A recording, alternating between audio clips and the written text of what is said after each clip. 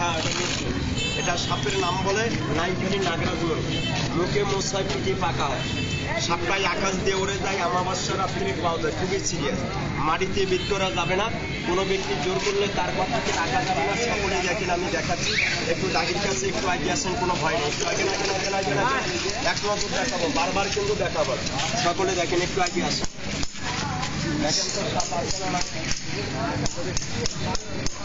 কথা বলেন বাবা, অনেকে বলে অনেকে বলে ঘুরে কথা খায়। দেখেন তো সাপ একবারে চিকন সাপ। দেখেন হাতের জোরটা একটু দয়া করে সাইকেল মাটিতে বাড়ি করো না। সকলে দেখেন, একটু আগে আসেন। সকলে দেখেন, সাপটা মারাত্মক সাপ।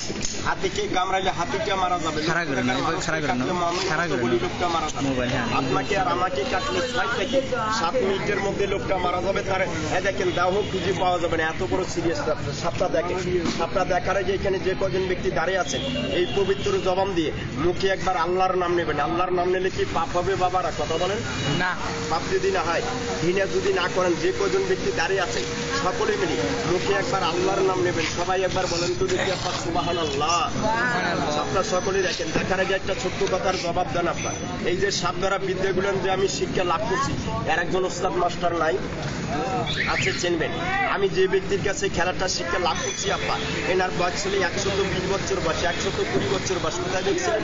এই রংপুর ওরিয়েন্টাল হলে এনাকে লাফটি লাগছিল, লিঙ্গুটা আপনার গায়ে ফেসছিল, লিঙ্গুটা ছিল না, গুলি করেছিল, মাপতে পারে নাই, হাত কম বান দিয়ে তিস্তাতে নিয়ে যা ফেলাই দিছিল। লোকটার একটা লোমও কামাইতে পারে নাই। বলেন তো দেখি, মিথ্যা বললাম? রূপকথা, গল্প, মিথ্যা বানানোর কথা বললাম। শুনছিলেন কি বাবারা? শুনছিলেন না? এবার সাপটা দেখেন, হাতের জোরটা একটু দয়া করে সারি দেন। সকলে দেখেন, ইনি ছিল রংপুর ওরিয়েন্টাল হলের পাগল। এনাকে লাফটি লাগছিল, লিঙ্গুটা বা গায়ে ফেসছিল, লিঙ্গুটা ছিল না, বিক্রি করেছিল, মাপতে পারেন। ইনি সেই লোক ছিল। অনুমতি তো করে আমি দাঁড়িয়ে থাকি আল্লাহর রাস্তায়, একদম ছবি আমি বাইরে গিয়ে দেখাবো। অনুমতি তো করবেন না, টাকা দিলেও আমি ছবি টুকরে দেখাবো না। দেখতে চাইলে দেখাবো, দেখবেন কি বাবারা? কথা বলেন। আল্লাহ একবার দেখার আগে পায়ে নিচ্ছে হাত দেবেন।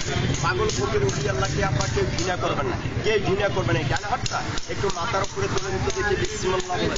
কেউ উলি আল্লাহকে ঘৃণা করবেন না, আল্লাহকে ভালোবাসেন। তোলেন একটু হাতটা, বিসমিল্লাহ বলেন। আল্লাহকে সবাই ভালো মানেন না?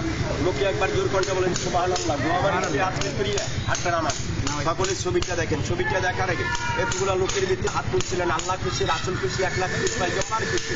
এতগুলা লোকের ভিতরে এমন কোনো আসে, এমন কোনো ভক্ত, এমন কোনো প্রেমিক আছেন, পাগলের নাম বলার আগে, ছবিটা দেখার আগে নিয়ত করিয়ে হাত দিয়ে আমার এই পাশে আছে 2 টাকা কোরবানি করবেন, 2 টাকা চিন্নি সালাতে শরীক হবেন। দেখেন সবাই হাত তুলছিল।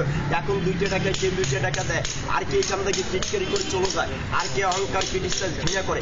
তাদের আপনারা চেহারাটা দেখেন। কোন ব্যক্তি আছেন আমার এই পাপিয়াতে আল্লাহর রাস্তায় 2 টাকা দান করার মতো? বলেন তো দেখি, কে দেবেন? ছবিটা আপনি দেবেন, আপনি দেবেন। যে দেবেন একটা নিয়ত করে দেবেন, যে দেবেন একটা আশা করে দেবেন, যে দেবেন একটা কামনা করে দেবেন। আল্লাহ তাআলা আপনার নিয়তকে পূর্ণ করতে পারে। কে দেবেন?